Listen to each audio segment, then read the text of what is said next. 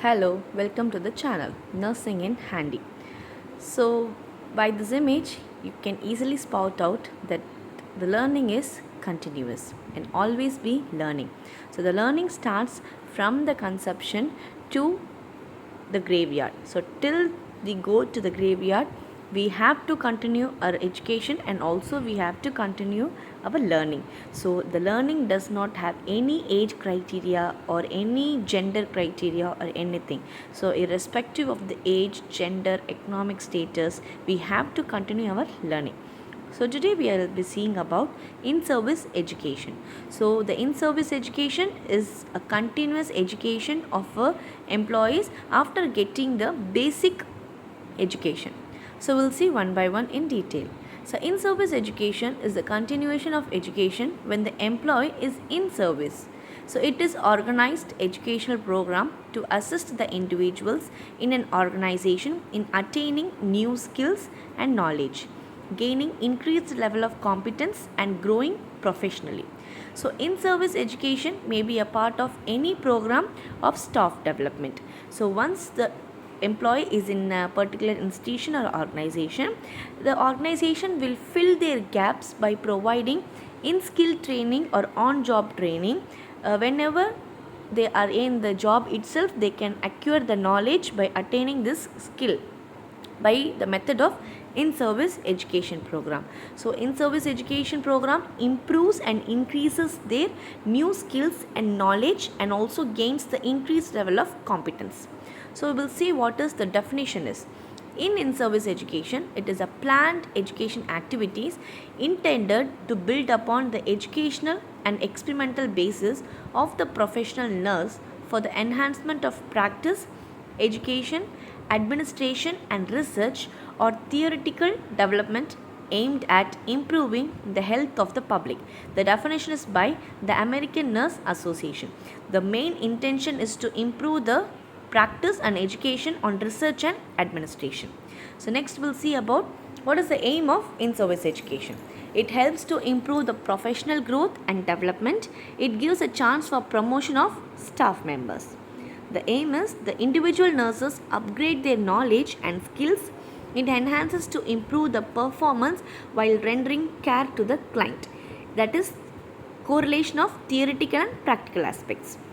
The purpose is it helps to improve the professional competencies in the nurse professional, keep the nurses personnel abreast of the latest trends and development of new techniques, helps to update the knowledge and skills at all levels. Nurses can update the knowledge regarding the current research and development. So when we as a nurses have a continuous learning, we have a knowledge on the improved technologies and everything, and also will be having a thirst on doing the research on a nursing fraternity topics. So we should continue our education and learning either in service education which molds each and every nurses to improve their practical skills.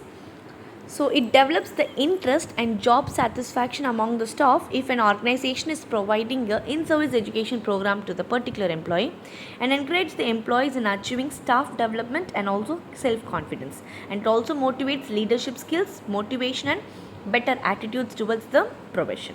So what are the components or types? One is orientation, skill training, leadership management and development, continuing education. So orientation regarding the employees, protocols, new skills and advancement in technologies. We will see in detail one by one. So orientation is the orientation meaning the new employees with the basic information about the employees. That is, if a particular employee is going to have an in-service education, about the new protocols, treatment modalities will be given to the personnel. Next is skill training. So once they have achieved the theoretical knowledge, we have to enhance their practical skill by giving a skill training to the individual. So it provides employees with skill and attitudes required for the job and also changing technologies. Next is types of training we will be giving about the basic literacy training, technical training, interpersonal skill training, problem solving training and diversity training. So problem solving training in the sense in an emergency situation, how and all we can take decisions regarding that particular incident or patients and everything. This all training will be given to the employees. So leadership and management development, it equips a selected group of employees to shoulder growing responsibilities and new positions. Staff should have skills in leadership and management in order to guide their subordinates. They mainly focus on developing leadership skills, communication skills, performance management in both clinical and educational aspects, and also decision making skills in emergent situations. So we are going to mold the nurses by giving in-service education in order to improve their practical knowledge, competencies, and also the experience on the particular training. For example, we are going to give education on dialysis, means we will be correlating their theoretic and practical knowledge. Next is continuing education.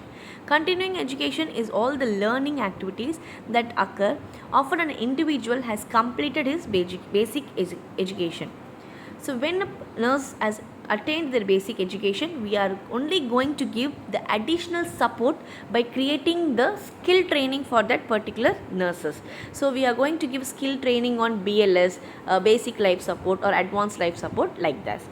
So next we will be dealing about aims of continuing education: to improve the professional practice, to motivate the nurses to seek the latest knowledge have been emerged in the new world, to keep the nurses with the latest development of technologies, and also it improves the interest and job satisfaction and also confidence.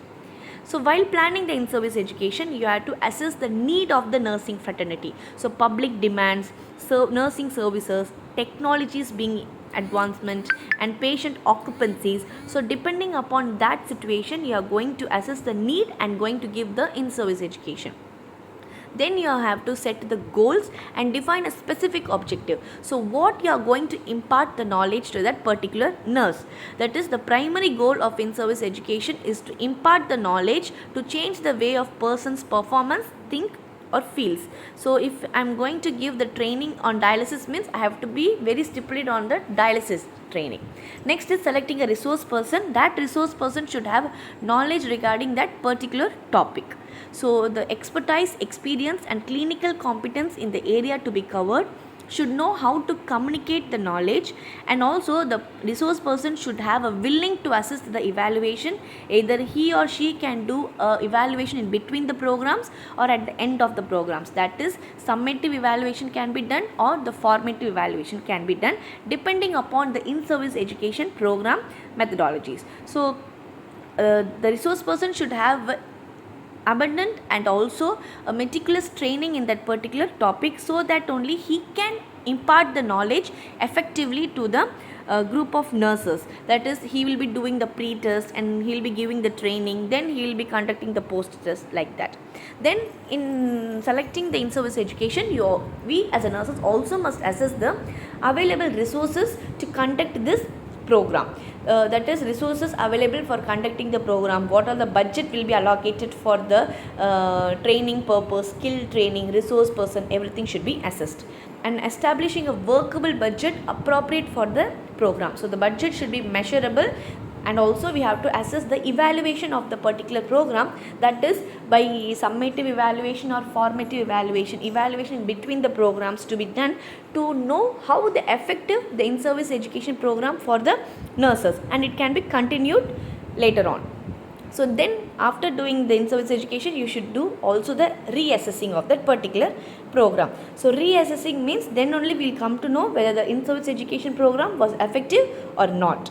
So next we'll see about evaluation of education program. So every program requires evaluation either in the beginning and that is pre-test and post-test, everything should be done. So evaluation is to know what extent the educational objectives has been achieved or not. So this is only we are going to see, and also evaluation is a systematic examination and it is a continuous process from the beginning to end. So benefit of evaluation of in-service education is promote the knowledge and skill efficiency to retain the developed staff, to identify the cost effective and valuable training, and how far these all in-service education is effective for the nursing personnel. So next is benefit. So it also reinforces the techniques learned to help improve the qualities, and by seeing all this evaluation, we'll come to have a conclusion that particular program is effective and it can be continued to other groups also.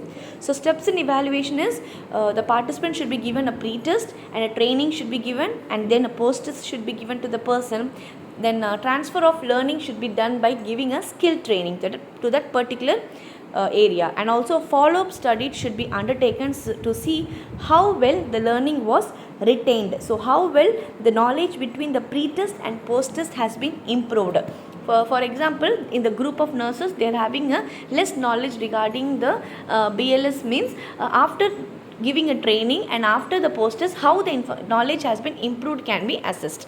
Next is method of evaluation, that is you can do by records, rating, by asking questions to the person regarding and how they can do the problem solving by giving some scenarios. Observation technique, that is image based questions can be projected to the nurses and ask about their viewpoint regarding that image. And personality test, that is to ability to judge their knowledge regarding a particular topic can be done. This is some of the methods of evaluation. Next is questionnaire. You can just draft a question to the person and you can ask them to answer to that questions, and how accordingly they are answering that questions can be assessed. And steering committee, a committee is formed with 3 to 4 members of trainee to see how the aspect of the program, that is they will view those program in different aspects, and then they will give some review regarding that in-service education program. So that purpose only we are just selecting some of the steering committee regarding that in-service education program,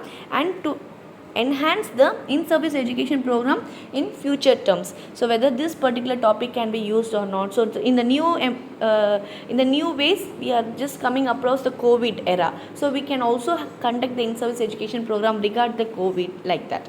Next is training diaries. So in the beginning of the in-service education program, the diaries are provided to all the persons attending the in-service education program.